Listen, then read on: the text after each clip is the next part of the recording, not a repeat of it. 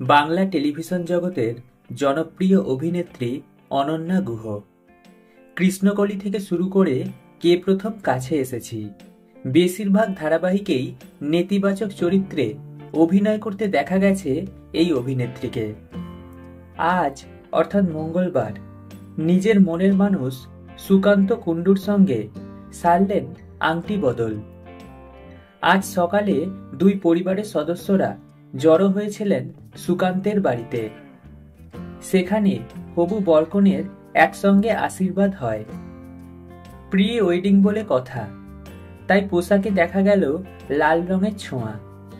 রীতি মেনেই সকালের সাজে অনন্যা বেছে নিয়েছিলেন লাল বেনারসি, তাতে সোনালি বুটি, কলকার সূক্ষ্ম কাজ, সঙ্গে মানানসই সোনার গয়না। সুকান্তের পরনে ছিল লাল পাঞ্জাবি, সাদা চোস্ত পাজামা।